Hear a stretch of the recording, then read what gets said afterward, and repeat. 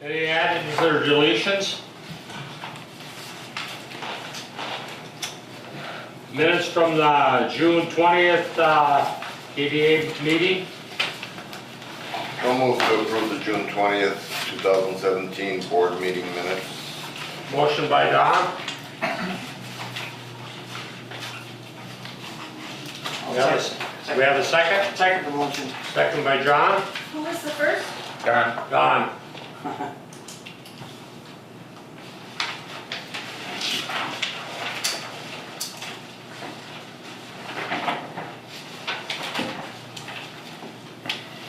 Call for a vote? Yes. Yes. Yes. Yes. Yes. Yes. I vote yes.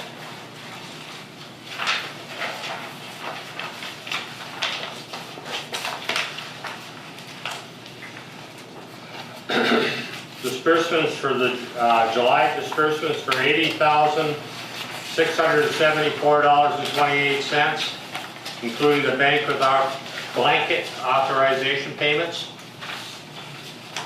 So moved. John?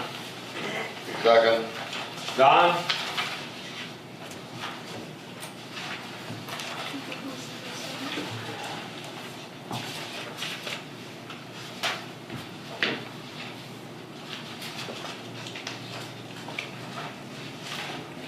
Need to.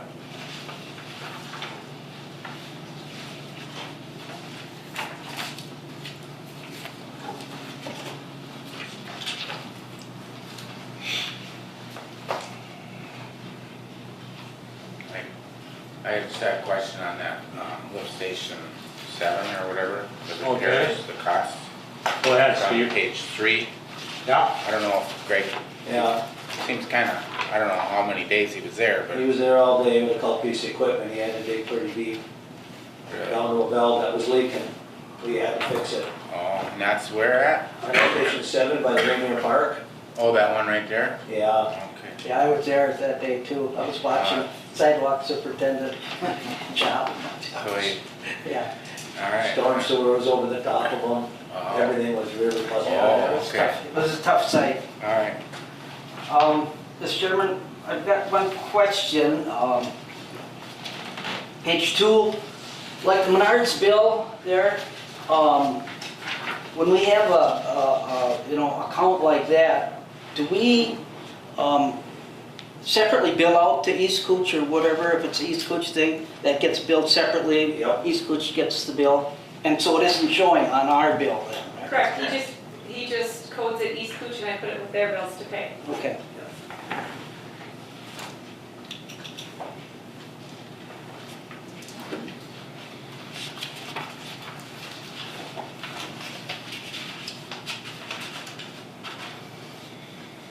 Yes. No other Go ahead, more Steve. question for Cindy. The legal fees on the first page, are they still ongoing or are we done with that Freiberger? That's our, that's Overstart. So I&I. that's your I&I. Yeah, so we're not done with them yet. Nope. But we're pretty much done with our other one, Christie's. There was one thing that I asked her about recently, so we may end Oh, up with okay. a small bill, but depends how tight she wants to be with the rules. I mean, what do we use Christie for then? Christie's the labor lawyer. Pardon me? Christie's our labor lawyer She did contract. for the union negotiations. So, Understand, I didn't know we had a labor problem. yeah. No, there's just some little things hanging out there that we needed to clarify a few things on. One of them was, we had the recent ruling on comp time. So when I asked her about that, there's a possibility we may see a bill from that. There's just a few little things like that that come up that, Go ahead, John. But I think our relationship with the union is pretty good, and I mean, that whole process went pretty well, I think. I mean, there was a lot of hammering of things out, but I think we're in good, have a good relationship. I mean, as we're going through the contract, it's our first contract, so we are running into a few, I'll call them bugs, that as we're going through, maybe a few things missing here or there, or the wording maybe was a little unclear, that, next time as we go through it again, we'll be able to fix some of that, but it's your first time, right? You can't consider every scenario. Well, you're not fixing anything without the board approval. That's correct, I'm not.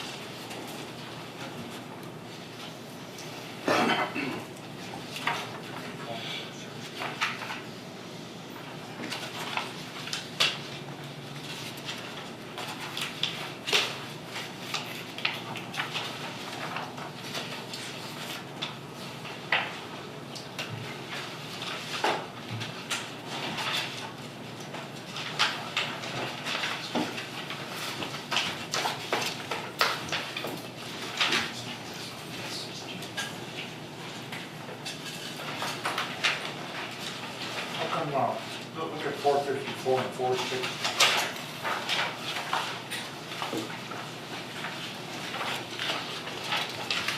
Are you on income and expense previous year comparison? Yeah, what do you, Okay, just on disbursements. We're still on, yeah. Yeah, you're Still on jumping bills, in there, Robert. Disbursements. I had,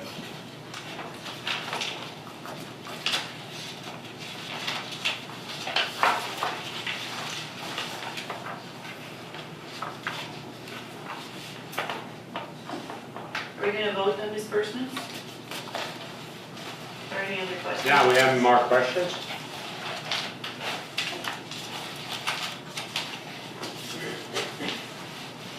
Call for a vote? Yes. Yes. Yes, Yes. yes, Yes. I vote yes.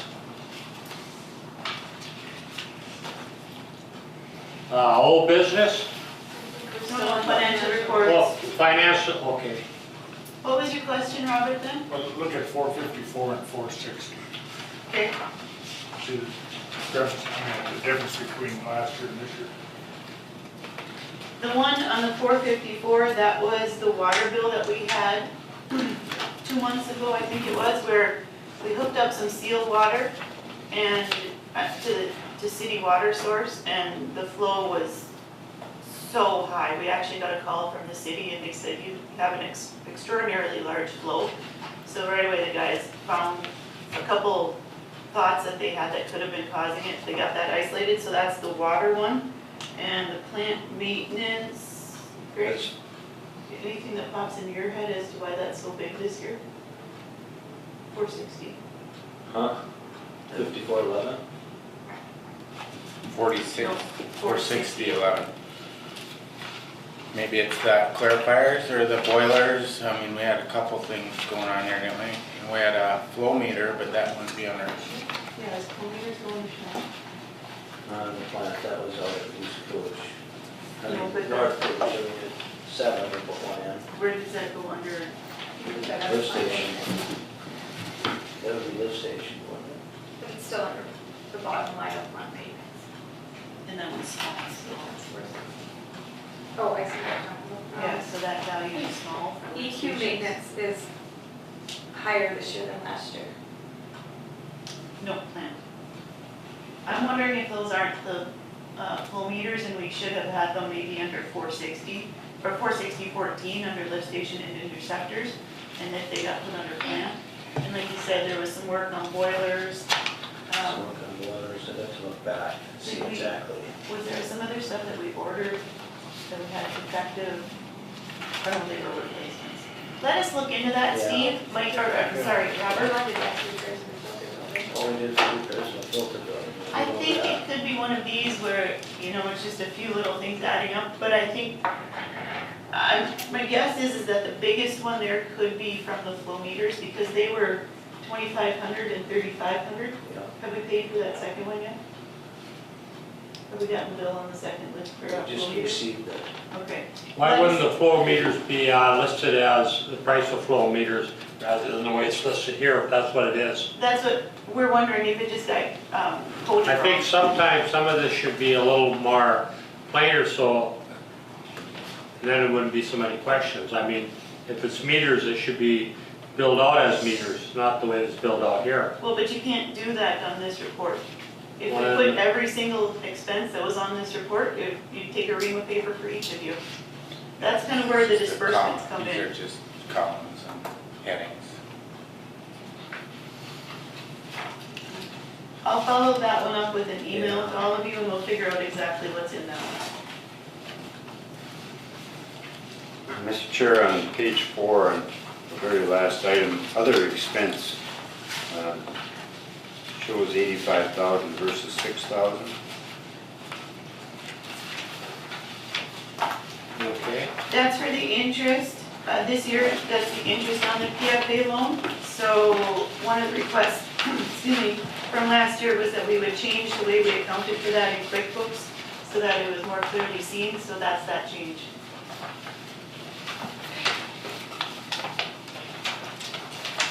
But we only paid 6,000 last year? No, it's just the way they went into QuickBooks.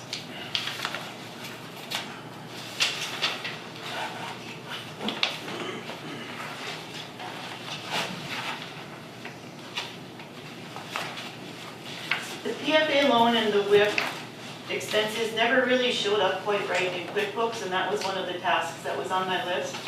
So now we're trying to make sure that we're showing it on here more clearly. Yeah, you know, I mean, it's tough to do the comparison thing because the payments are coming at different times, and the bills come in at different times. So, yeah, see, it appears that revenues are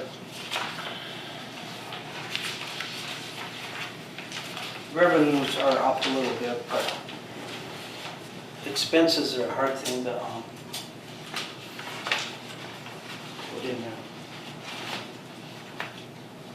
Where did that show up before then? You know, that's the thing, it never really did properly show up in QuickBooks. The end of the year. Yeah, it would show up at the end of the year after the auditor would make his changes, he'd be able to go back in and do that. It was really confusing and awkward the way it was set up. I could never really find it even in there when I look at some of the reports.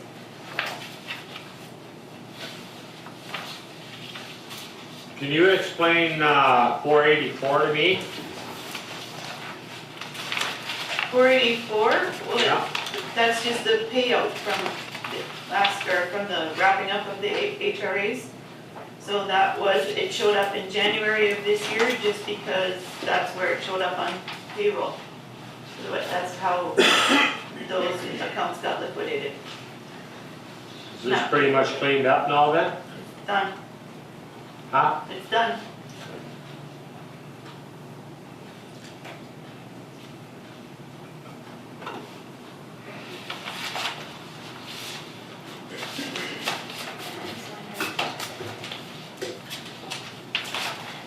Or imagine that, that 484 column will stay on our statement until the end of the year, and then next year we won't even have that column, right?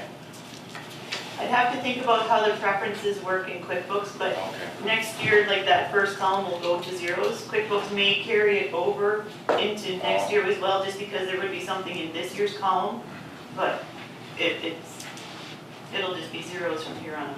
All right. About 3 years worth of work. Do we have to make a motion on this? Yes, we do. What's that, Yeah, Steve? motion, I'll move to approve the financial statement. Motion by Steve to approve the financial statement. Do I have a second? I'll second. Second by John. Anything else on it? Call for a vote? No. Yes. Yes. Yes. Yes. Yes. I vote yes. Can I like ask the question why a no vote on that? Is there, You don't know all the information? Yeah, I don't understand. I don't, it's just, It's hard to oh, okay. say. It's yes, getting not- better. Not totally. Yeah. It's getting better though. I think it should, it's gotta be cleaned up somehow, make it more, I mean, so we understand. Yeah, I understand the confusion. It's just like how, Very confusing. you know, how the bills come in and you get things paid at different times of the year. There's really no rhyme or reason to it. Okay, old business? Let's talk about the MPC, Well, old business, I sent you an email a week ago. Did you get it?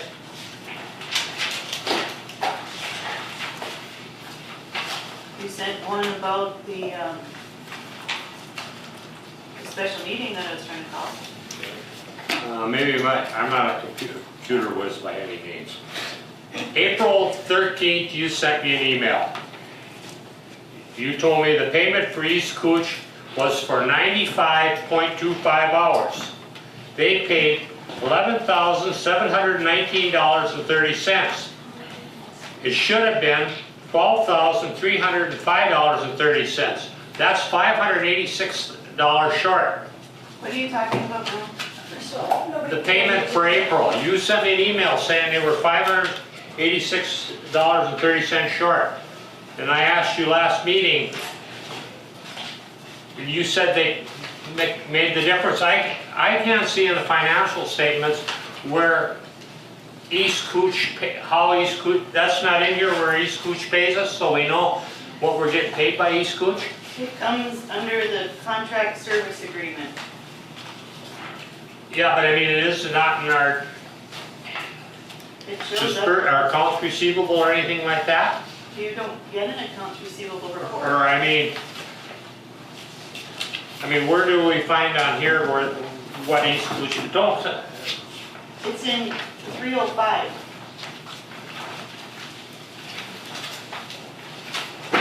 All of that goes into the 305 account.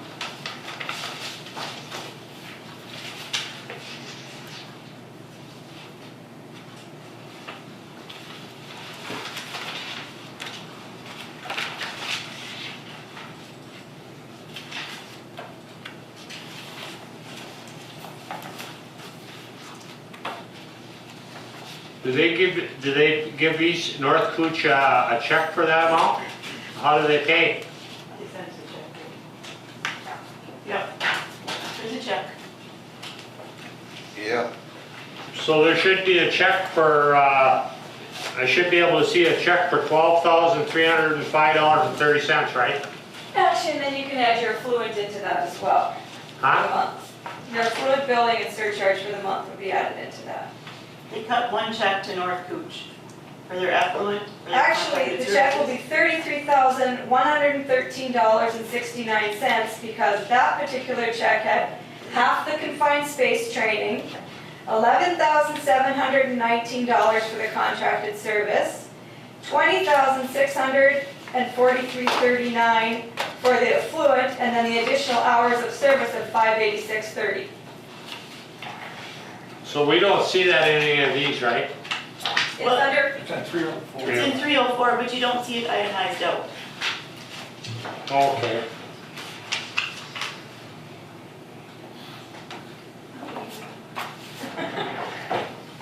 That's kind of confusing too.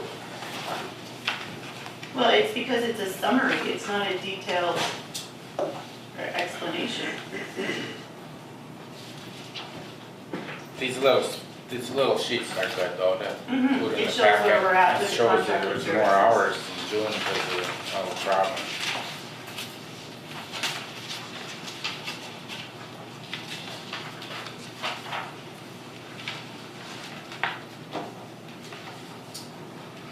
For the record, Mike, the only email I have from you this month is the one about the special meeting.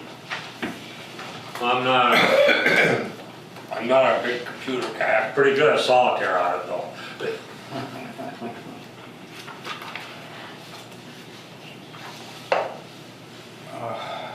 That's what I mean, sometimes it's hard to understand exactly what's being paid.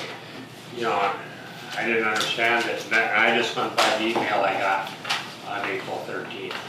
Well, every month is a little bit different because of affluent and because if there's any overages like that I show on that sheet. But, I mean, if we wanted to start getting detailed oriented about every charge that we have to the entities, then we better start listing out the water plant charges that we give International Falls and all the affluent charges for everybody. What are we giving the International Falls for the water plant? International Falls pays a different rate for their water plant backwashes. Pulling it backwash.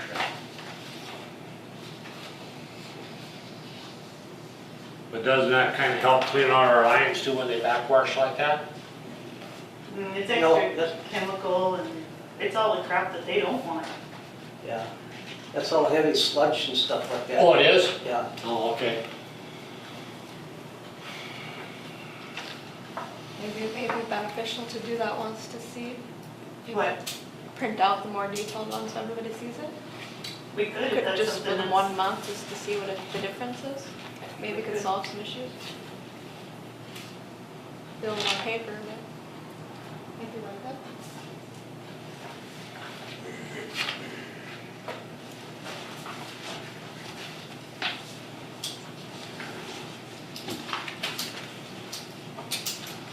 Just see where it goes.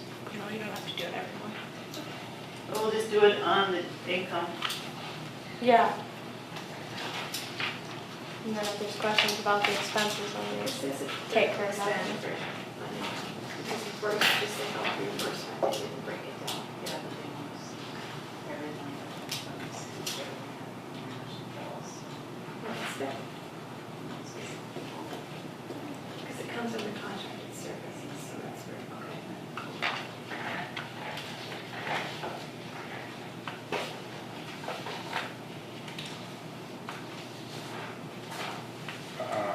Mike, do you want to, the under old business, did you want the audit review? How did you want to do that?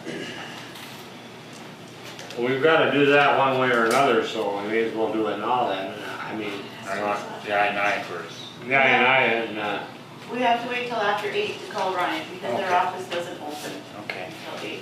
So if we can discuss the MPCA I-9 first, or I-9 and the MPCA. So, is that okay with the chair?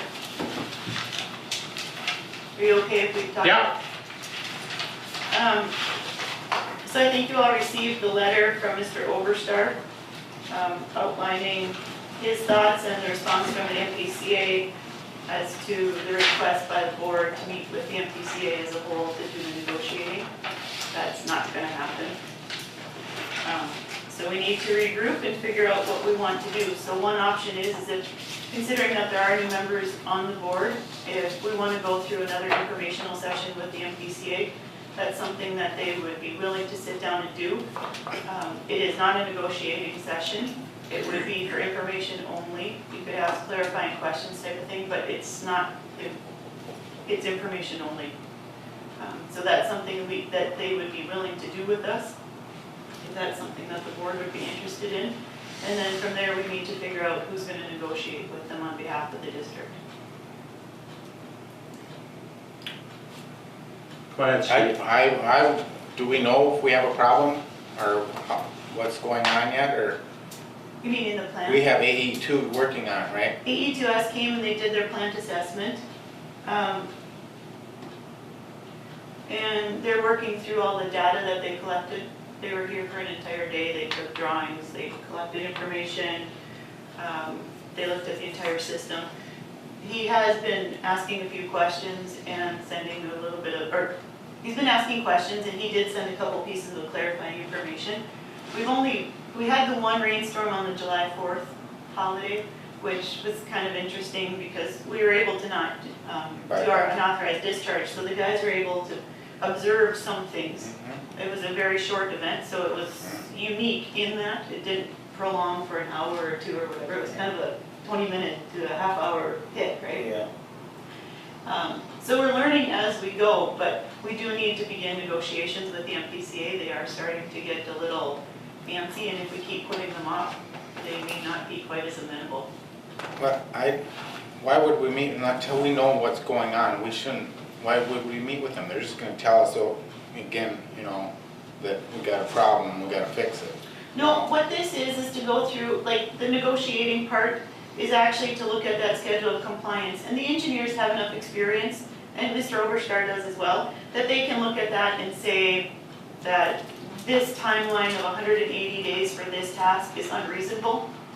And then they can ask for more time. In some instances, because of the fact that we're already into July, some of the tasks may hit over winter. So if there is data collecting that has to happen in those winter months, or if some of the entities decide, or even us for that matter, if we want to do some metering or, you know, a flow study similar to what International Falls did. There's no sense doing some of that activity in the winter, but maybe there's other activities that are better in the winter. So we just need to figure out that timeline with the MPCA. Like I said, the engineers have good experience being able to say, this step, you're not going to be able to do this in this time frame. To use an example, East Cooch hired SEH as their engineering firm. SEH, one of the recommendations that they made was that on each step, every time there's a submission to the MPCA, that the clock kind of pauses and the clock for the next step doesn't begin again until we receive notification from the MPCA that that previous step was acceptable. Those are the types of things that we would talk to the MPCA about and try to negotiate and get a feel for where they're at. When I originally talked with the MPCA, they truly figured that it's not going to happen in one session. It's kind of like union negotiating. We're probably going to be in it for 2, 3, 4 sessions, depending on how it all works out. Mr. Chairman, Go ahead. I just like to kind of reinforce what Steve said too, in that, you know, we're learning, now that we're focused on this more than we have been in the past, we should try to go slow enough so we can look at all these different events. And so, I would be in favor of trying to make that part of our negotiation, is that it takes a long time to make the observations and get the data collection, whatever. Now, I'm sure is the attorney and the engineer, would they be on board with that? Would they try to help us with that? Yeah, that's what I see as we go into negotiations, the real role of the attorney and the engineer. They have the experience doing this throughout, throughout the state with various projects like this that have come up. So they know where, they understand where there is some latitude with the MPCA. Like they may know that this step, there's no flexibility on, but then these steps down here, we know we can kind of work with the MPCA to get them to bend a little bit. So their experience is invaluable with this. So you're talking negotiations, so what, I don't understand, you're gonna negotiate, what are you gonna negotiate? Buy time. Huh? We want to buy time. We're gonna All we're doing is negotiating from our time, right? We're negotiating the schedule of compliance. So we all received a copy of the schedule of compliance, which is a draft version right now. That's what we received it was probably November or December of last year from the MPCA. So that was their first offer, just like when we were doing union negotiations, to say, this is what we want you to do. Now we have to go back to them and say, you know, we had this unique situation where we are a district, we have 3 entities, we're remote because it takes engineers minimum 2 hours typically to get here. So we have to plan a little bit of time into this. Resources aren't the same here as they are in the cities or in Duluth. So we need to go through that draft schedule of compliance and say, this is reasonable or this is not reasonable, and then work through that with the MPCA. Or if it's timelines or tasks in there. One of the entities indicated that there's a lot of language in there that says must, and must was the big word instead of may. So let's work through some of those details and make sure that we're all moving in the same direction on this. And that's why we have the letters from the entities, is to get their feedback on it, to say, here's the areas that we have challenges with. So I have the letters from all 3 entities now. So we need to begin negotiating at some point with the MPCA. I think that's a real key part of it there, is that we want to, in order to accomplish the, mitigation of the I&I, we want to do it in the cheapest way possible. In other words, if we think it's appropriate to do a certain type of observation, data collection, that's to our choosing, rather than having to go through with this whole gamut of things. Well, this I&I is gonna take 3-4 years at least to get that straightened out. Well, that's the point. The schedule of compliance is set up to be completed, I think, within 210 days. I don't think that's possible. I can't see how that can happen. And that's the point of negotiating with the I mean, MPCA. I'm thinking 3 or 4 years. Oh, I know. The septic Go ahead. systems, if there's an eminent public health threat, they have like 10 months to fix it. Oh, yeah? That's the time frame in statute. An eminent public health threat, they could pump their sewage right into the lake and they could take 10 months to fix it, understand? So, I mean, I don't know, I hope This- you're right, it that's the isn't MPCA. gonna take that long, but Yeah, I think that's the board's, I mean, the consensus of the board would be that we The timeline try is to get as much time as we can to do this thing in an efficient and reasonable so you cost. think an 8-10 month timeline is gonna be enough? No, I don't think so, you know, we gotta wait for, I mean, we really should wait for a spring event, to see what, you know, what kind of, I&I Yeah. situation we have, yeah. And that's where the engineers and the attorney come in. They have the experience that they can look at each of these tasks and say, okay, these are the typical activities that we'll be taking part in under this task. Well, this one's gonna take you a month, and this one's gonna take you 3 months, and this one's gonna take you 2 weeks, but this one down here might take you 5 months. They'll be able to look at those components and say, we can't do it in this time frame. And then when you build in different things with boards, because we have our board meetings that we need to get approval on, and then each of our entities also have their board meetings or council meetings that they need to get approval on. So that's where we go to the MPCA and say, the way we're structured, or whatever it is, this timeline's unreasonable, so we need to expand this, or we don't like this task in here. So that's where we're at with this. Cindy, what we're looking for is to assign a group or a negotiating team and then set up a meeting with MPCA, right? So, yes, basically. So from the last meeting, the entire board wanted to be involved. But our attorney said no way. Right, so we So that's could, off the table. well, we could do an informational meeting if the board wanted. That's just prolonging it, isn't it? Mr. Go Chairman. ahead, John. Yeah, I don't think that we should have a meeting with the MPCA without having an attorney. I mean, so, in other words, have the attorney, I don't think we can have a meeting with the MPCA really. Well, there's two parts of it, right? The underlying big task that we have to get a path forward on is the negotiating group. That is the main thing right here. And MPCA has indicated that the fewer people the better, because it's any negotiation, right? As soon as you start getting a bunch of people and a bunch of different opinions, it's going to get complicated and you're not going to make progress.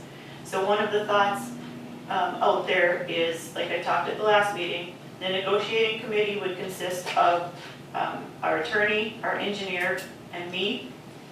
And then we could do it that way. If a board member wanted to be involved, we could do that. And then we bring the information back to the full board. So that's one recommendation. The other part of it is, again, because of the fact that the board wanted to be involved, the MPCA has agreed that they will do an informational meeting to bring the board up to speed, but it is only informational. There would be no negotiations there. They could answer questions just to clarify what's in the SOC, but they're not going to get into any negotiations, or it's going to be a very straightforward meeting.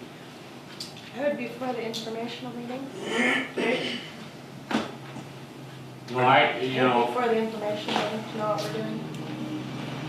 I think all of us. should Well, it's an probably go to it. informational meeting from the perspective of the MPCA, so they would just walk us through the draft SOC.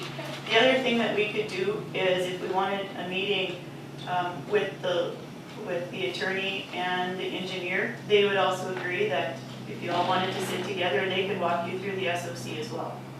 And then they could answer a few more questions about, you know, hypotheticals or timelines or projects or what have you. So, but we really need to get a negotiating committee set up so we can figure out how we're gonna start proceeding. I mean, before Overstar does anything with the MPC, do you think the board should have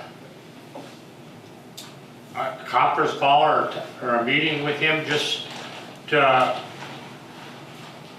I don't know, I have some questions that I would like to ask him about North Cooch, and I mean, I don't know if because all he's represented is North Cooch. Yeah, Overstar, yes, he's Yeah. only representing So I us. mean, there's things, questions I have that I would like to ask him. that's a good point. I mean, I think that would be a good Is our, way to go. Be beneficial. what is North Cooch's liability for the whole area, for Radier, East? I mean, is there a lot of liability gonna be on North Cooch? Well, right now, we're the permit holders, Yeah. so all of this comes out. Well, I mean, of us. there's things that we have to get straightened out, I mean, because I don't understand, and I don't know if anybody else does. If something should happen, is North Cooch gonna be held liable? The fines would all come to North Cooch, and that's why. we Yeah, so I mean, need to- there's things that we have to protect North Cooch and the city of International Falls. Right. No, it's North Cooch. It's not. But it North will Cooch. come back down to you don't think it'll affect International Falls? It's gonna affect all three entities. Yeah. All Right. three.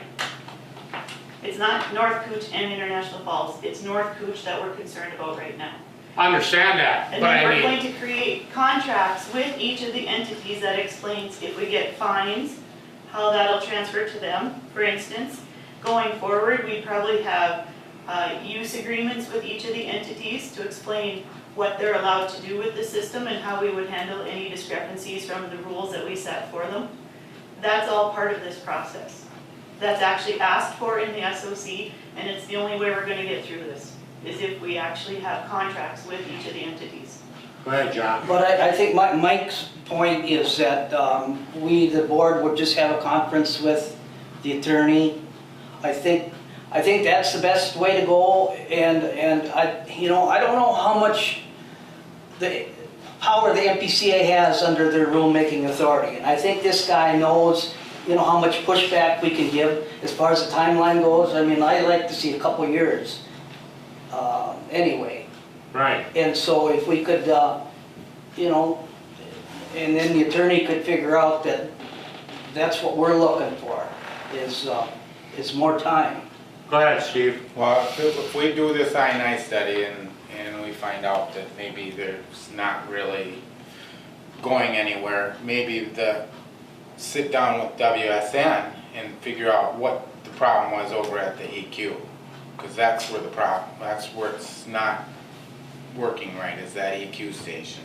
On the last rainfall, that was where our challenge was, yes.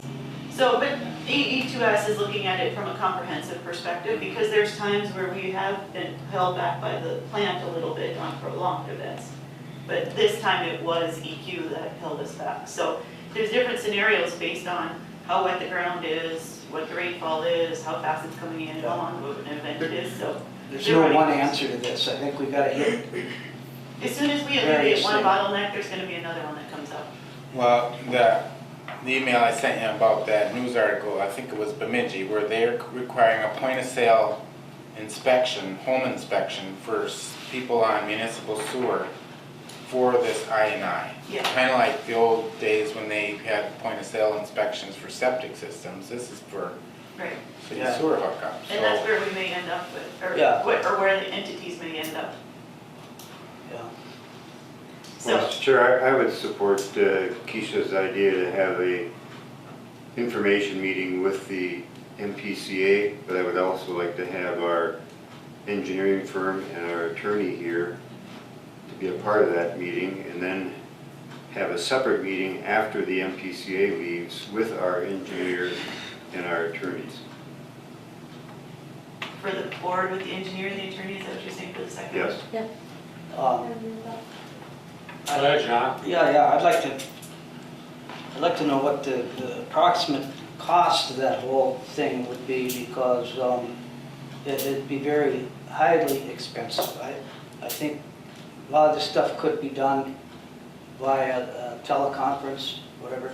I mean, to have those guys travel up here, the engineers and the attorneys, that's gonna be, It might be worth it though, arguments and all this other stuff going on. Well, if they're going to represent us in negotiations, I want to make sure that we are all on the same page. Yeah. That's what my suggestion was. We had a teleconference with the attorney and the engineer. I mean, then they don't have all that travel expense and. We're gonna spend millions of dollars here to remedy an I. This is gonna be pretty small peanuts. But if the MPCA, if they approve this deal in Bemidji, I mean, it's long-term resolution to the problem. I mean, point of sale, these homes aren't gonna get upgraded for how many years? How many times is a home turnover? You know, So if they like, signed off on that, then they must not be in that big of a hurry to get us, it's as long as you have a plan in place. yeah. So that, the 210 days, which I think it is to make sure that you have a plan in place. And then, I think, once you have the plan in place, then there'll probably be checks to make sure that you're progressing on your plan. I mean, to Mike's point, we are in this for 3 or 4 years or more to execute the full plan, but to operate under that SOC, there is a very short window, or there's a condensed window right now that we need to expand. So, Mr. Chair, after we have the meeting with the MPCA, then we can decide on the negotiating team. Yeah, that sounds fine. How much more do you guys wanna keep on, huh? Jeff will make the motion. Should make a motion to have an information meeting with the MPCA. I would second the motion. Okay. Any discussion on that? I have a question. Just the MPCA, or do you want all parties involved? The engineers and the attorneys.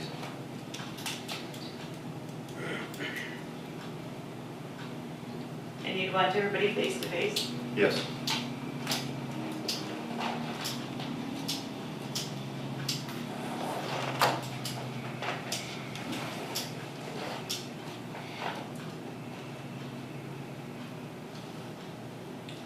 Is this full board?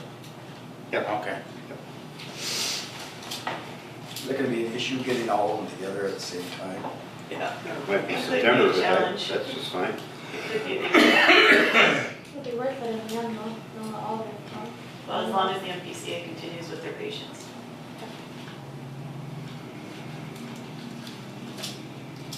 Any more discussion on it? Call for a vote? Yes. I would have to vote no because I think we're prolonging this and we're putting the North Cooch in jeopardy for fines. Would you suggest then Pardon? having one with a teleconference then instead, so it's sooner for some of these people? No. What we're trying to do is set up a negotiating team to negotiate with MPCA for an extension of time.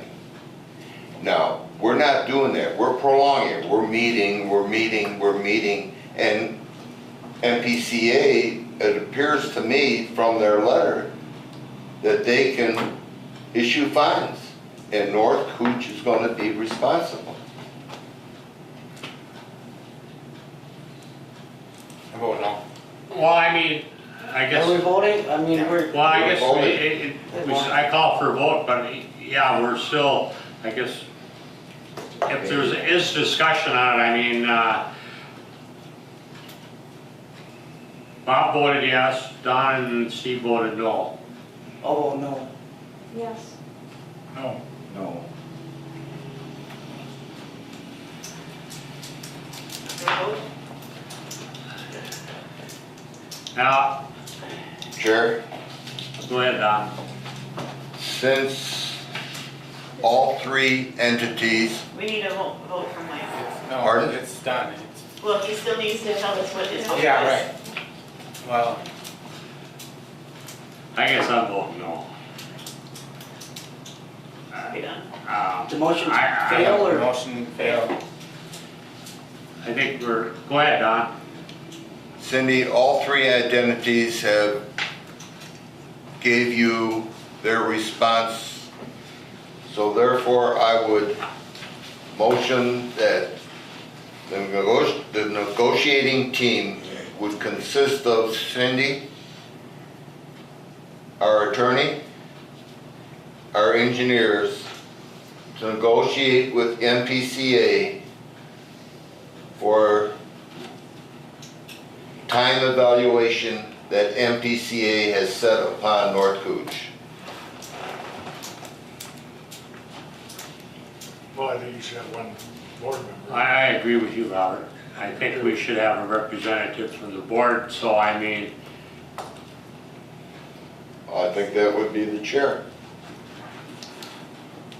well, maybe we really don't need one. But I mean, it's just, even their meeting with, back to the point, meeting with the MPCA and our attorneys and everybody else. I mean, September isn't that far away either. No. Did we, I'll second Don's motion, Yeah, and now we can have discussion, right? Mhm. I think that's a good start to kind of calm them down on this, what is it? But I mean, I think, COS or SOC? I think there's a lot of questions that our board members have that would like to be asked if you had a meeting with your attorney and stuff. I mean, But we could have our meeting afterwards, and then we could, either accept or reject what the negotiations have led to, and then we could, ask our attorney and the engineers to do something different. We can go ahead and with the negotiating committee that Don has suggested, begin or set up our meeting for negotiations, because that'll be the first step. And in the time between setting or actually having that meeting, we can always have a phone conversation with the attorney and the engineer. It's going to be less expensive and it's going to be easier to coordinate that than having those two men try to drive all the way here. And then you guys can probably have some of your questions answered that you have. And that when I talked to the attorney and the engineer, that was one of the things that we suggested anyways, that we actually have a conversation with the board and with them to try to understand where the board's sitting on some of these things. But that's still, Don's motion would still fit into that scenario, right? They will need input from the It was board. defeated. You said no to that. No, you said no to You said no that. to the informational. No, it was an Yeah, informational I understand what you're meeting, doing. on-site, face-to-face with the MPCA, the attorney, and the engineer that was voted down. I'm saying let's just have a phone call with the attorney and the engineer and whoever wants to be present with the board. It's not gonna be as expensive and it's not gonna be as difficult to try to arrange. if it was my business, I wouldn't worry about what it's gonna cost for the attorneys and stuff to have them come up here. I think you're better off to have them here than to do it. I'm not a big fan of teleconference You phone just calls said no anyway. to it. Huh? You just said no to it. I understand that, and I guess, Don's motion is to have the director, the attorney, and the engineer Negotiate, negotiate. negotiate the MPCA by teleconference or as soon as possible. That would be face-to-face, That's all face-to-face? with the MPCA's face-to-face. And you can do that in Duluth, and she's the only person that, she travels to Duluth, and the engineer travels to Duluth. From the cities All right. versus coming all the way up here. And Johnny seconded that. This is John Thomas. Is he the one that In Duluth, yes. he hasn't pushed it off on somebody else? Correct. Okay, It's and John. he was here once already and I don't think I met. He's made been that here a before. few times, yes. Has he? I think it'd be good to meet him. Do you know who you're Well, dealing with? We're since you obviously don't want not to, all on the I same would page. move to amend, Mr. Chair, I move to amend the negotiating committee to include the chair of the board and the City of International Falls administrator. You can't. City of International Falls cannot be involved in the No. negotiations. It has to be through North Cooch representatives and the MPCA only.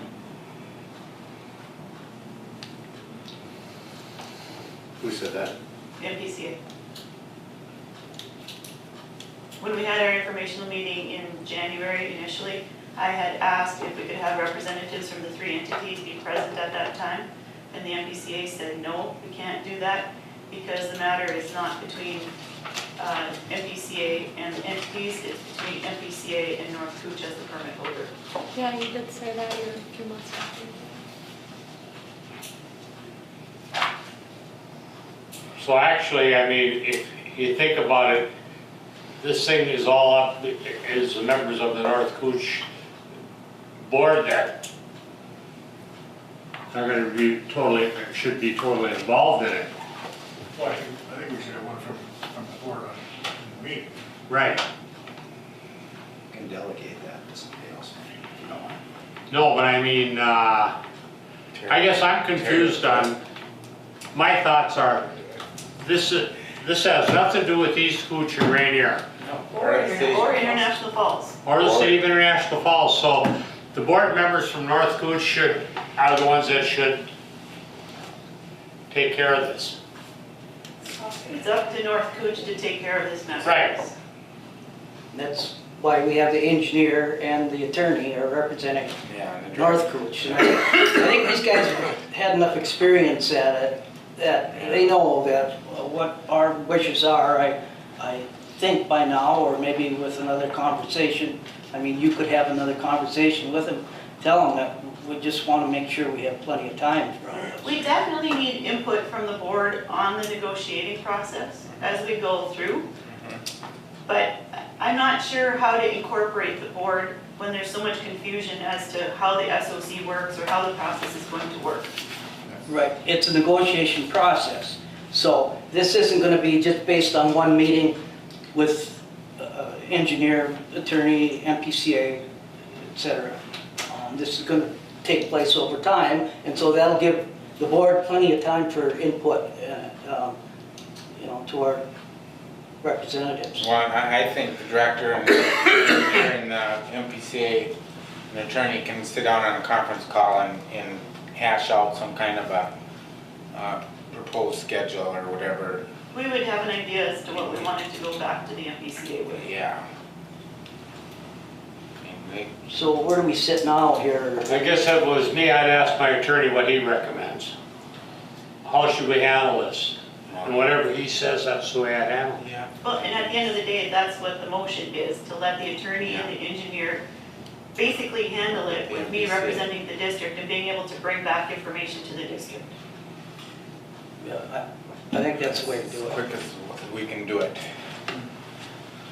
Mr. Chair, you have another motion to amend the original motion. It hasn't been seconded yet. Is that motion null and void? Or do you want to call for the second another time? 3 times to make it legal that that motion is not accepted? I guess do you guys all understand what the motion is? Maybe it should be read back to us. It was to add No, the city the mo- administrator to negotiations, and we can't do that. And a board member. And a board member, and we can't. We could add a board We member, could add a board member. which I think if that's important to some of the people here, that's not the end of the world by any means. And if you don't want to be part of it, or you'd rather have somebody else, like we could we could have somebody else from the board. I mean, all we're gonna do is negotiate time. Well, and tasks. Right, but I mean, that should be, I think the attorney should play the lead in this. Oh, The engineer and the attorney will guide us through this, that's why we hired them. They have more experience handling these SOCs than anybody in this room, probably all of us put together. I know all of us put together. I think so too. I think John's retired, doesn't have a lot to do, maybe he could be part of it if we got somebody on board. Just kidding. Said they're retired. Yeah, I mean, I guess I'd be, yeah. You understand? I don't understand that much about it. I mean, John's probably most knowledge. So I'll second that motion of Bob with the exception of not having a city administrator included in the motion.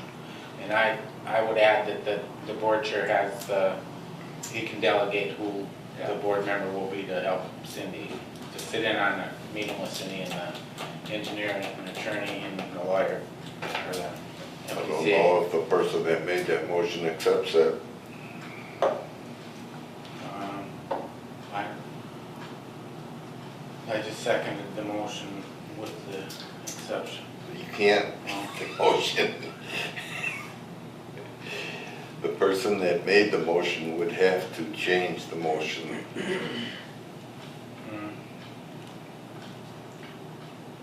Will you make I guess I fail to understand how how a board member representing an entity could be different than the city administrator. Because the city administrator has no ties to North Cooch. Now, Johnny represents Rainier, so that's not good. That's what he's getting at. He represents East No, North he still Cooch. has a tie to North Cooch. If whoever, if we're using John as the example, if he were to meet with the MPCA, he's representing North Cooch as a North Cooch board member. He's not representing Rainier, he's representing North Cooch. Why would not the city administrator? He's representing the city. No. He's Oh, not we a all member are. of North No. Cooch. Oh, we all are. It could be anybody sitting at that table. You're all So representing Bob could North sit Cooch, down. not. Who? Bob could be a non, Yes, but not Ken. correct. Oh, okay, I see. So what do we got, before we call for a vote? I'll withdraw my amendment.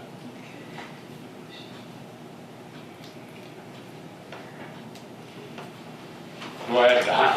Since the person that made the motion withdrew it, I would think his second would also. Yeah, And point of order, I would say that we would vote on my original motion. Which was again? Pardon? What was it? Huh? Motion by Billy, second by Bergman, to negotiate with the MPCA for time evaluation. And that would include the attorney, the engineer, and the director, and this meeting would happen in Duluth.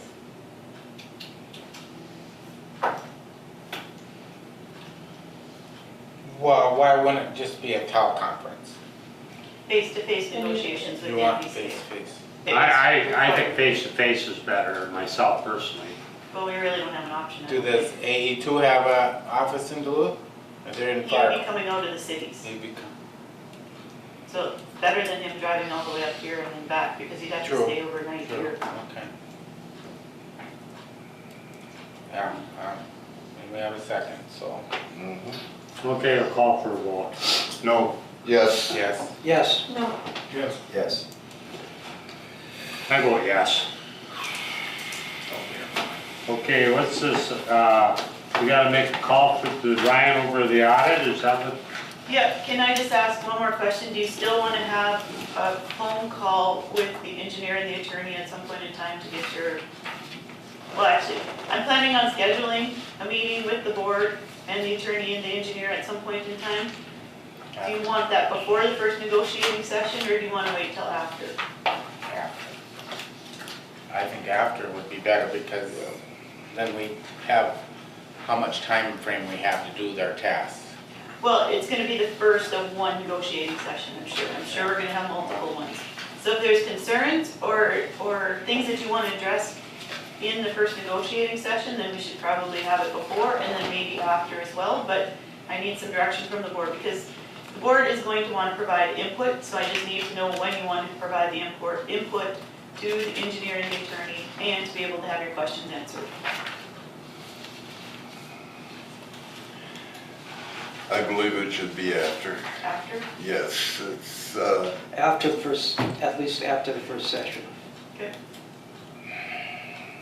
Can we have a motion and an agreement on that? pardon? Can you motion that, please? I'll make that motion. I'll make that motion. What's the motion, John? The motion is that a teleconference will happen sometime after the first Negotiating. negotiating session between our representatives and MPCA. Second. Wait, between the engineer, the attorney, and the board, not MPCA. Oh, The meeting will happen yeah. after our meeting with the Yeah. MPCA. Right. Okay, just wanted to make sure we were clear on that. Don, you seconded, so. Don, will you second that one? Yes. So that's, you're talking that meeting with the full board. That's the negotiating team right now? The negotiating team, based on the vote that we just had, is me, the attorney, and the engineer. Right, that's negotiating team. Yeah, so then after we Alright. have our first meeting, basically it'll be a debrief with the board. Yeah, all right. So we're gonna vote on that? Yeah. Call for the vote. Question? Any more questions on it, or everybody understand it? Call for a vote. No, Yes. Yes. Yes. No. Yes. Yes. I vote no.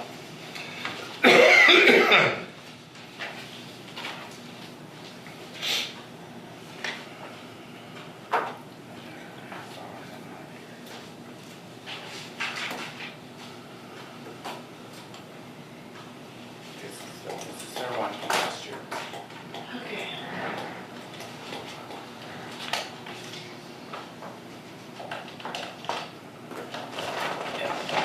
It is, ours is just a made up one.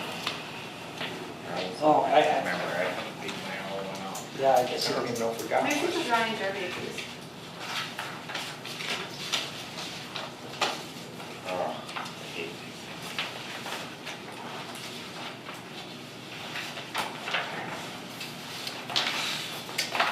Hey Ryan, it's Cindy. How are you? Good, we're ready for you. I'm gonna put you on speakerphone and then I need to move the phone and then you'll be on. If I hang up on you, I'll try back again. Thanks. Still there, Ryan? Yep. Okay, All right, good morning, everyone. Good morning. Good morning. I guess we'll just get right into it here. If anyone has any questions, feel free to just fire away.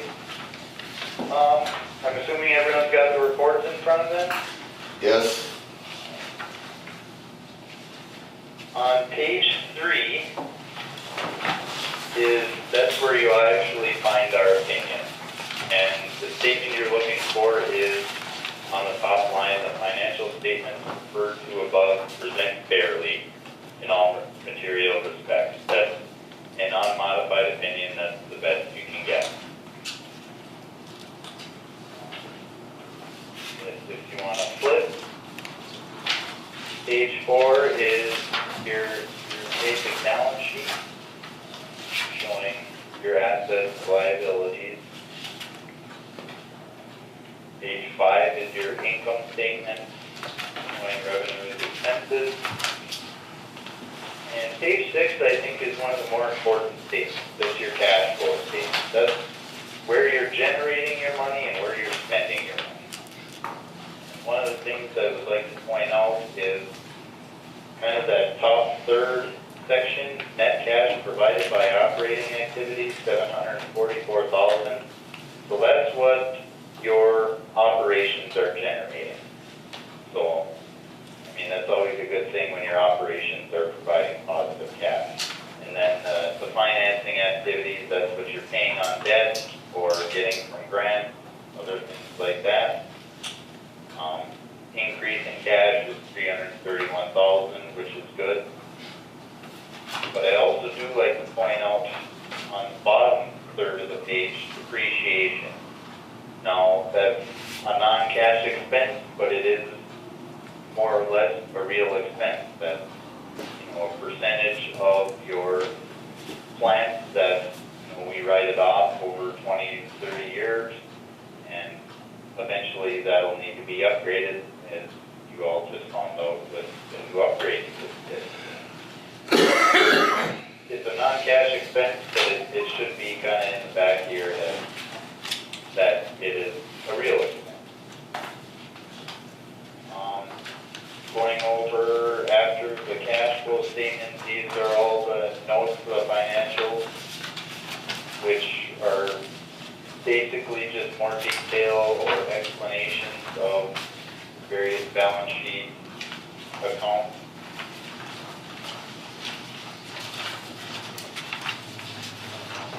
Let's after that, page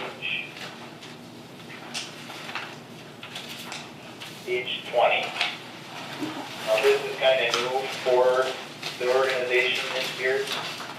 The GASB board, the Governmental Accounting Standards Board, issued a statement number 68. I don't know if anyone's familiar with it, but here's kind of the quick breakdown of it. PERA from Minnesota is extremely underfunded. So what they want to do is pass that liability on to all the people that participate in PERA. Now, the North Kooch employees do get PERA, but it's all through the city of International Falls. So on paper, more or less, the employees of the North Kooch district are employees of International Falls.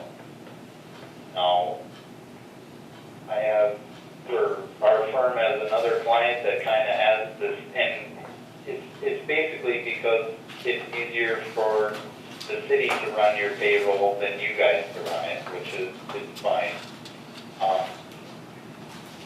We have another similar government that has another city run their payroll for them, but the city reports those wages and PERA contributions separately than the city. So our suggestion is to basically talk to the city of International Falls and have them either separated, or you could think about running your own payroll or anything like that, but that's what that kind of management point comes down. It's a kind of a housekeeping item as far as what we would like to see in the future. Well, that's pretty much all I have for you. I'm expecting some questions, so I kind of wanted to leave more time for that. So if anyone has any questions, I can. Mr. Chairman, Ryan, on page 9,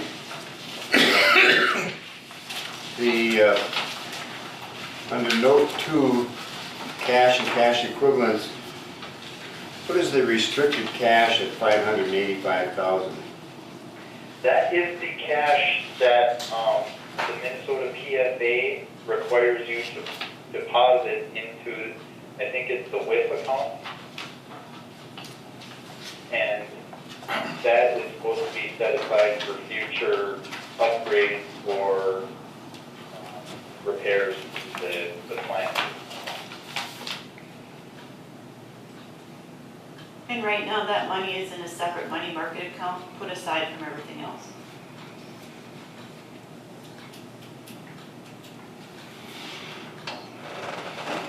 But yeah, I can't remember the calculation offhand, but it's so much per 1,000 gallons or... 50 cents? 50 cents per 1,000. Yeah, okay. And then what is the certificate of deposit? Those are just CDs that you have. That's all we had at the end of the year. Yep. At Border State. Thank you. Anybody else got anything for him? Well, yeah, the thing about the deficiencies, we've gone through this before. Yep. Is there any, and I think that you explained it to us, how we would get around that, how we would solve that deficiency. Now, we're not we don't have big enough administrative staff to do what is suggested. Oversight. The oversight function, yeah. So is there any other way of doing that? Honestly, not that's going to be worth it for you. Because to hire either permanently or contract with another CPA or whatever to prepare your financial statements, you're not going to receive a lot of value for it. When in all actuality, it's just disclosures in the financial statement no one, I don't wanna say no one cares about it, but everyone understands that because you're a small organization, you are going to have those issues. So it really isn't practical for you to hire a couple more people and some accounting people just to be able to get rid of those two fines.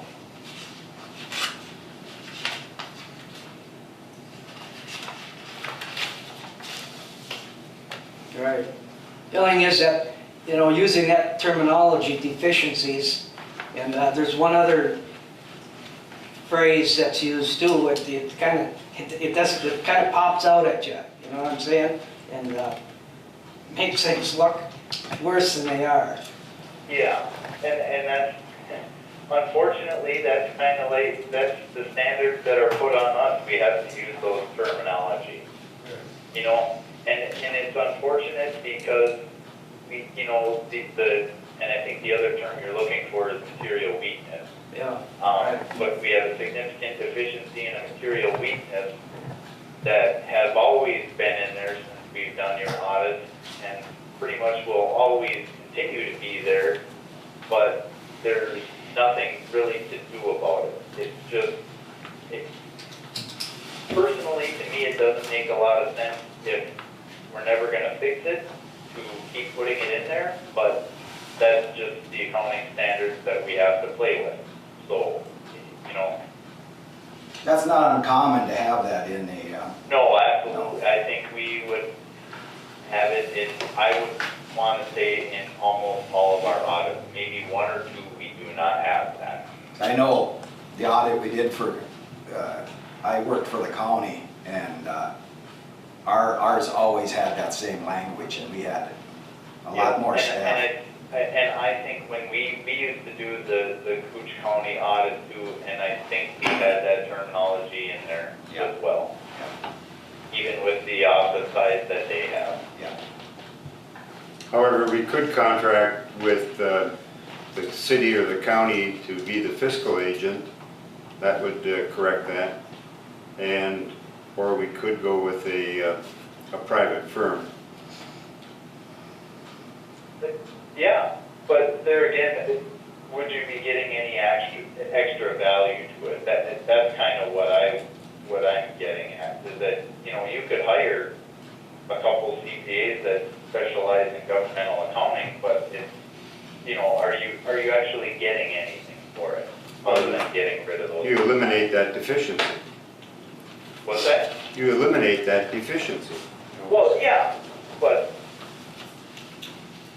It's a deficiency that doesn't really matter. Oh, yes, it does. Then you'd have to do that for the city and the county as well. We do. Go ahead, Don. I would so move to approve the audit review for the year ending 2016 by Ryan, Survey. or whatever the firm is.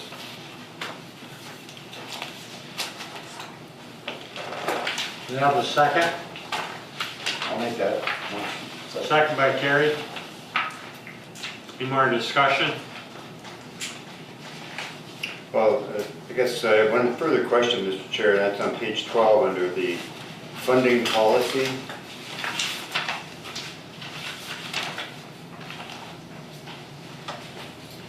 Can you explain that one, Ryan? yep. Basically, you paid $45,000 for your retired people that are still on the district health insurance plan.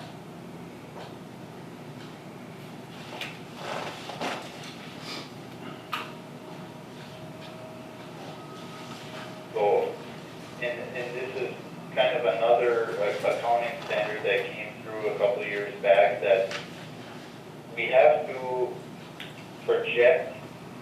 It's based on a series of assumptions, but life expectancy for people that are continuing on the district's plan for health insurance or other benefits, and the total cost to you guys at the end of the year was 116,000, or that's what we project your liability will be.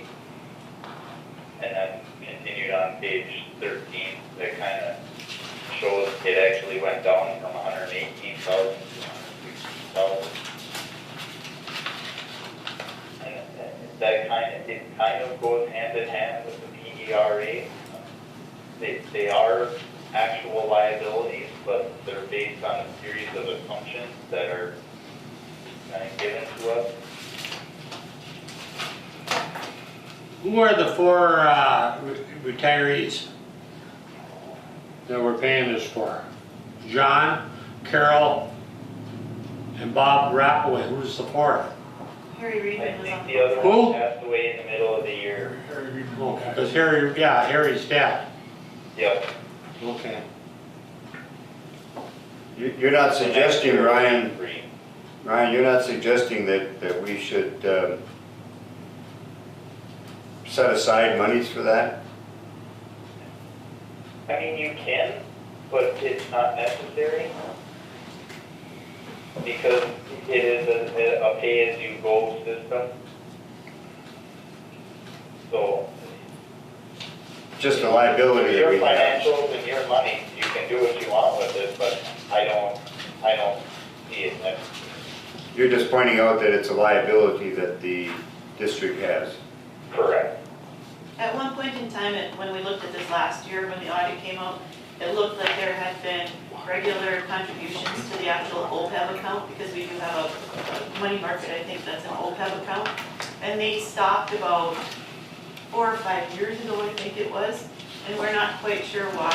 But we do pay all of the retiree benefits out of the general checking fund. So I mean, if that's something we want to look at doing again, just to sock that money aside, we can do it.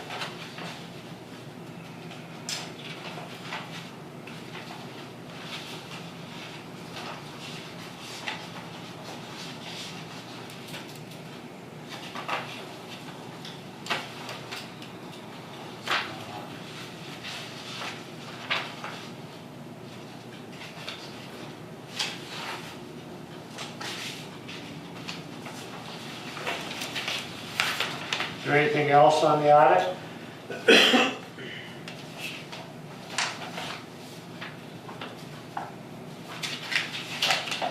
I think that was a good explanation. Yeah. Good to have him on the phone.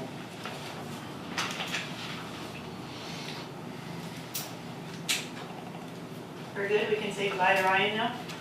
You have to vote on your motion to, Call for a vote on passing the audit. Yes. Yes, Yes. Yes. Yes. Yes. I vote yes. Thanks, Ryan. Thanks, Ryan, bye-bye. You're welcome. Is that Bye. it? You can just hit the big blue button in the corner, bottom corner. Oh, shit. So operators report? Mr. Chairman and board members, first of all, this past month, in June, last month, we had all our flow meters calibrated, and the new one that we installed in lift station 7 was calibrated also, and it was right on the money. We were a little worried that it was going to be off a little bit, but when he calibrated it, it came right on the money. Also, we did receive the new flow meter for lift station 1, and we're gonna try to coordinate that and get that installed as soon as we can, and when everything, works out for us to install that. We'll have to shut the flow off from lift station 1, at lift station 1, in order to get that old flow meter out of there and get the new one in. That means we're gonna be backing the system up, so we're gonna have to make sure the flows are low, it's dry, and we can maybe shut the detention tank off just to keep the flow held back as much as we can, so we can get this new flow meter installed. Also, we've been working in East Cooch on lift station maintenance, and also on North Cooch lift stations, doing a lot of service work on our pumps, oil changes, checking wear rings on the impellers, stationary and rotating wear rings, any wear parts that need replacement. We're trying to get that stuff installed, and especially in our main lift stations. We're still working on lift station 4 that needs all the piping in it. We were down in there and spent a whole day in there and put a bunch of piping in, and we had to order a couple more fittings because it's not quite the right length, and the way the pumps are going down, they're jamming in there. And so we reordered some more fittings that are a little bit longer. We're gonna go back in there and continue trying to get that completed. So it might take 1 or 2 more times to go down in that station to get that done. Where is 4 at? It's past the roadhouse there, to the right, Okay. down to the end. That's where I thought it was. Yeah. So it's taking a little bit longer than we thought. Also, we've been installing controllers up in Jackfish. We have to we've got these controllers that we're putting in the panels and stuff. Jeff's mainly working on them and getting them installed as he's got time.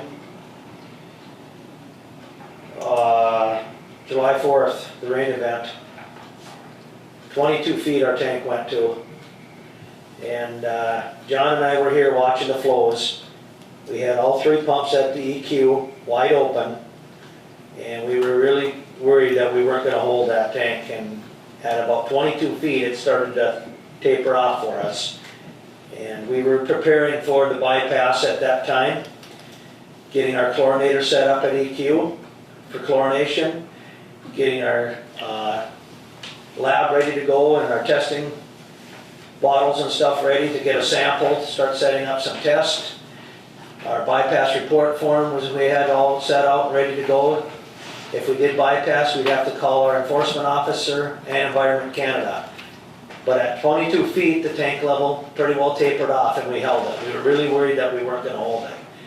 And at that point, we had all 3 pumps running wide open. We couldn't get no more out of them. And the tank level was climbing on us slowly. But then about 2 o'clock in the morning, it started to taper off, and we were holding right at 22 feet. And it quit, because it quit raining. And then it started going the other way for us. So that was a relief. But we recorded on our rain gauges about 1.5 inches of rain within a half hour there. That's at the pond lift station and lift station 8 by the old rig jig. We got 2 rain gauges, rain gauge at each of them. We were looking at it on the computer there, and we recorded about 1.5 inches of rain in that time frame. 5 in the afternoon or No, this was at midnight. midnight? After the fireworks. Right after the fireworks. Oh. Yeah. The next day we come down at EQ, and our bar screen was broke down on us. The shear pins were busted. And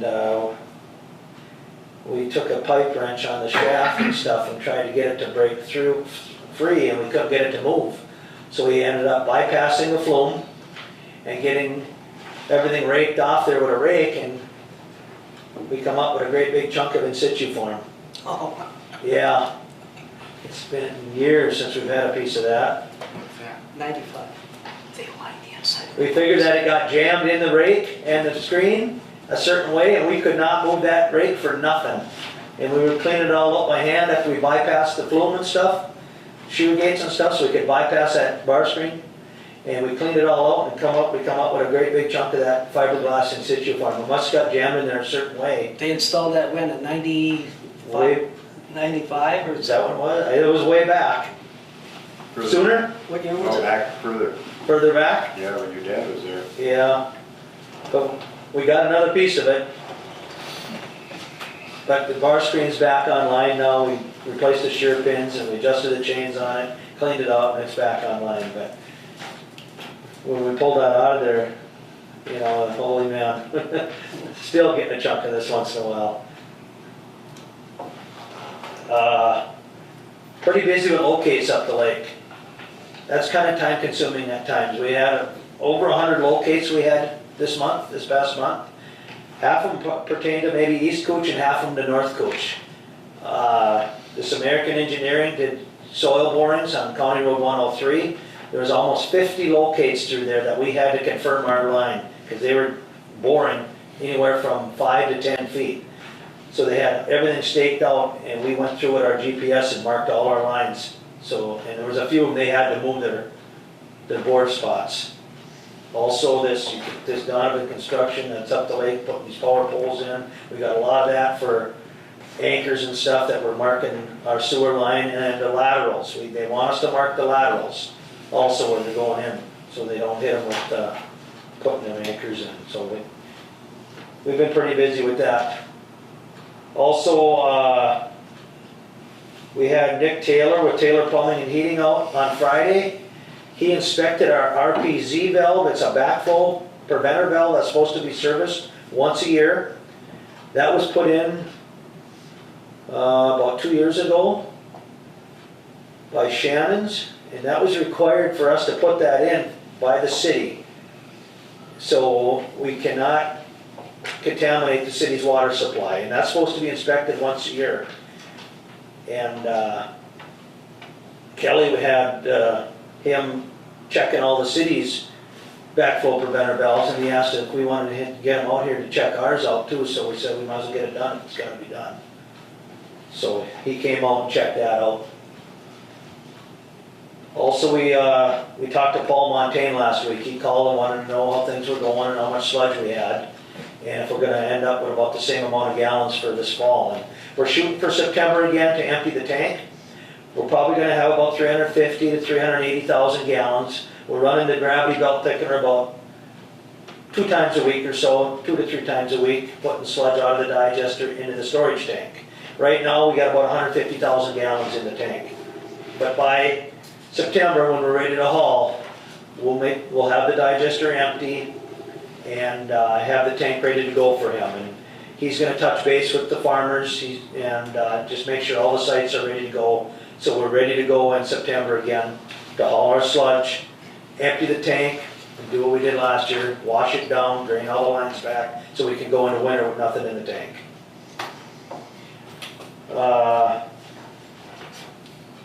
That plant maintenance we're talking about a little bit, got me thinking a little bit. There's different things that happen over there that we gotta just maybe go back and confirm some of that, you know, that's 6 months worth. I remember that we had some problems in the filter building also. We had to have Shannon's here for our air dryers. They had to take the Freon all out of one of our air dryers to replace a switch, and there's things like that that come up once in a while that are necessary, we have to do. But to come off the top of my head on all the little maintenance things, sometimes I gotta go back and look and think about it a little bit. We had issues with the clarifiers too, didn't we? That rake on it or? Rake on the, huh? Did you have a rake break? We had a rake break, yep. And, Those pots had to come out.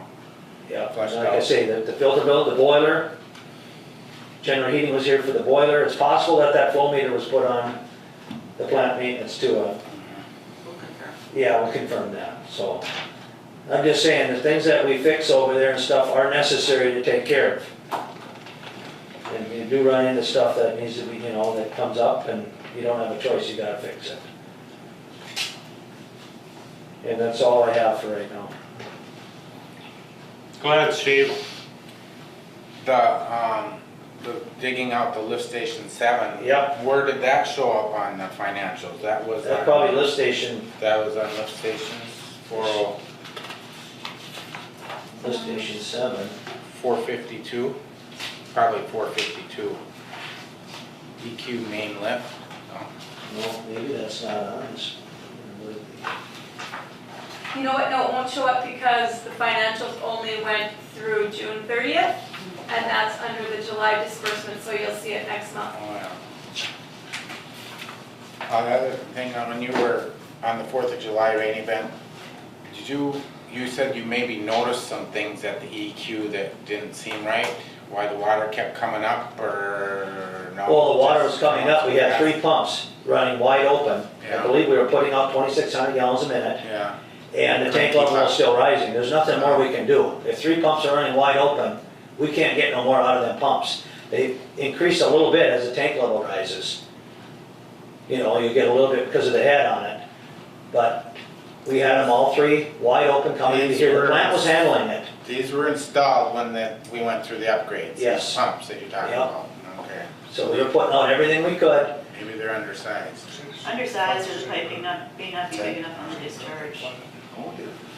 We had a couple of flumes coming in that were overflowing, so there was observations that they made, so I shared those with the engineer to help them as they're looking at everything. Maybe because you can simulate some things, but when you have a real event, it's good to have those observations. Yeah. Well, and they can only design though, in fairness, they can't design for all that I. Yeah. You know, they, Designed for your normal operation. yeah, And you right. can't take into account extraordinary. 10 state standards, whatever. Yeah. Anything else for Greg? No, thanks, Greg. Okay. Director's report? So we'll start with the graph that you have in your packet. Like Greg said, they did a bunch of hours for East Cooch. This month they were over their 85 allowable hours.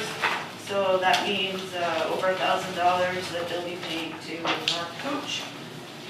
So as you can see on the graph, that's only the second time this year that they've gone above the line. Additionally, a lot of the time right now is being spent looking for documentation or history on the plant and drawings and going through old minutes just to try to figure out what would be compiled for I&I. We're still hoping that we can find some of these, that there should be some user ordinances that were put into place that we're hoping we can stumble upon. So I'm reading through old meeting minutes right now from the early 80s of the formation of the district. Working with the engineer, getting him information as he needs it, a couple conversations with the attorney as we spoke. WSN, Mark Hallen popped in after the last meeting, I can't remember the date, I think it was, and talked to him about the as-built drawings and our O&M manual, and he is working on that. He came to town to collect a little bit more information that he needed to put into there, so we're making progress. And the other one that I worked on, if you guys all recall, we are setting up a post-retirement HRA for our retiree that's currently not on Medicare. And so I had all the legal documents that I had to go through for that contract between us and the firm that's going to be handling it, so I was able to finally sit down and go through that to make sure that it says what we want it to say, and then I could send those back so that we can actually get rolling on this. I've advised him it's all coming and he just needs to save his receipts and then we'll be good to go, so. I think that's about everything. You know, there's always little things that come up here and there, but that's the bulk of it. That's Steve. Is the MPCA, are they interested in the fact that we haven't got our as-built and O&M yet? Or they don't care? It's not their problem, frankly. Because it was required by, right, part of the project. Yeah. I did have a conversation with John Thomas about that because not having the O&M did come up in his inspection when he was here last year. So I have briefed him that we're working on it and that we've put some pressure on WSN to make sure that we have it. So I communicate with John and let him know where we're at on things just to try to keep those lines of communication open so that he's not guessing as to what we're doing. Well, tentatively, if the MPCA is going to be strict with us, with a fine of some sort, I mean, I would think the district has, you know, some legal ramification without those documents, and we just say, well, we can't perform our work at the plant because we don't have the finished product. And that's between us and WSN. Right. Yep. So right now, I have a feeling we're moving in the right direction with WSN. I spoke with Mr. Hallen directly. He spent probably half hour, 45 minutes here that day. We talked about it, a bunch of different things. And so I'm encouraged that we're moving in the right direction from him not returning phone calls and avoiding all communication with me. And he owned that he was doing that, so. We don't need to get another lawyer.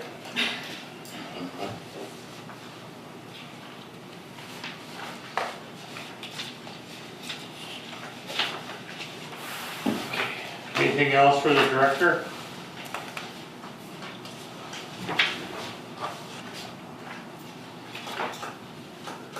New business.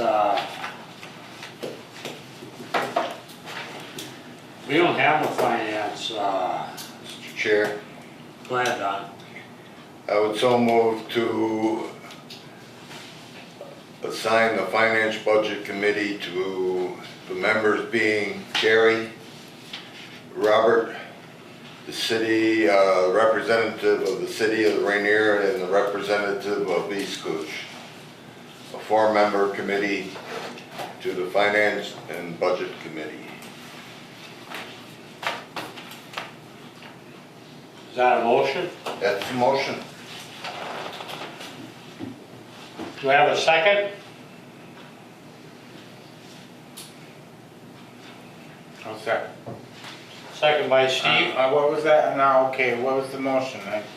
You seconded and you didn't know what the motion was? Well, he read off the number of people, but I'm New questioning. business to assign a Finance Budget Committee.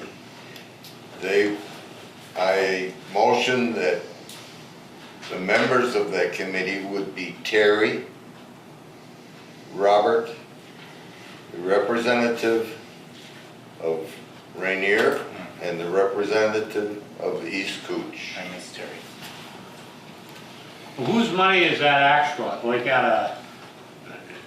whose, is this North Cooch's money? I thought the bylaws called for the chair to make the appointment. I think that's what it says, but earlier in the year, we did it by appointment on the HR committee, I believe. I think didn't the bylaws say, and I don't know why it says this, but the budget committee itself shall be, all 3 entities shall be represented.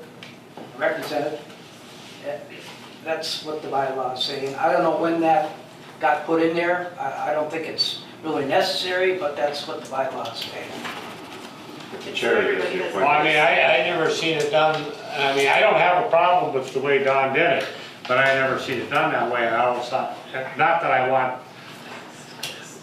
you know, I mean, I can do it, but I mean, if you guys want to change it different, but generally the chair is the one that makes the appointments. Right, except for the bylaws say that committee, the budget committee shall consist of a representative from each, at least one representative from each Okay, yeah. entity, so. I mean, I don't have a problem with the ones that you named, Don, whatsoever. I mean, if Well, you it's- got Terry represented Yeah. International Falls, Robert is the treasurer of the North Cooch Board, yeah, and Rainier and East Cooch. East Cooch, I don't have a problem with that. I mean, I just,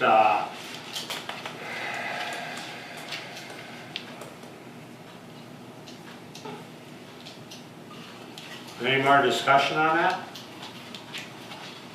Call for a vote? No, Yes. Yes. Yes. Yes. Yes. No.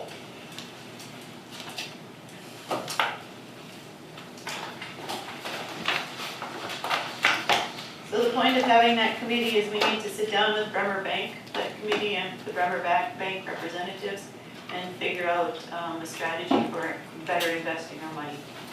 There is money that we're leaving on the table, so to speak, that if we go into CDs and start having a strategy as to how we want to invest, we're going to be able to make more money than we're currently doing. We did take a step a few months ago when we put all of the money into money market accounts rather than just leaving it all in checking. And we changed the rate that we're getting on the money market account, so we're moving in the right direction, but there's more that we can gain. So we just need a committee to be able to sort through that with Bremer and make sure that we're representing the board. And we have to start working on the budget. I was gonna ask Ryan about that, why he didn't list that as something that was questionable about the $1 million in their checking account, but evidently he's not an accountant, so he doesn't. He's an accountant, but he's not gonna look at it He doesn't necessarily from a give fraud advice, perspective, I don't yeah. think, yeah. What, does Bremer bring somebody in from out of town then to do that? Remember that lady? that- Yep. Huh? That lady was here once. Rachel Wolfheisen. She comes to town every few months, services some accounts.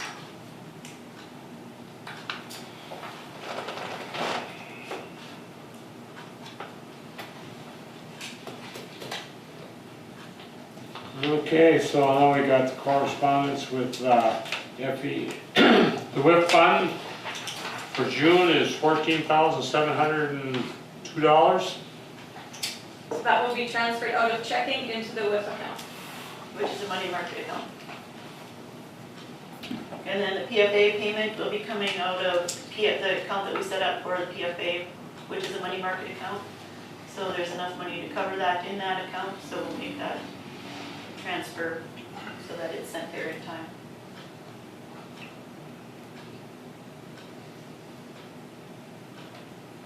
The WIF is for capital improvements only though. Right. As approved by PFA and Mhm. MPCA.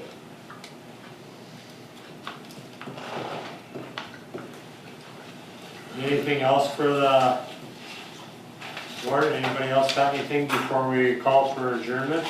I just had one question for Greg on that new truck, if it's got, everything's here and installed and Yep, all the been boxes. working well too. Toolboxes are all in. The toolbox you got it on there, pretty nice. Okay. Actually, at night you open it up, you got a light that comes on and it's pretty nice. Truck's been working good. I mean, I know it's probably not the time, but we should figure out what we're gonna do with that old slush truck. We're gonna keep it or get rid of it. All it's doing is taking space in that garage. Yeah. I can't see we'll ever use it. I mean, Yeah, for emergencies, emergency, you'd never be up and running in time. The emergency be over, John, right? You right? You been running it? No, we haven't ran it for quite a while. So I mean, if emergency comes, what would you do? It ain't like jumping your car. So I mean, we should think, I mean, if somebody wants, if there's any way to get rid of it, we may as well get rid of the darn thing. I mean, I can't see we'll ever use it. Greg and All I it is a liability. can discuss it and talk about possible scenarios, and then we can talk about it next meeting. Put it on the agenda. Yeah. You know, maybe send some flyers to the people that do that mud running, whatever it is with them big wheels. What do they call that? Some small town that wants to buy it. Maybe somebody wants to go into the hot shop. Once you take the tank and stuff off and go through anything on it, You buy it for that. No. We get enough trouble with them four-wheelers.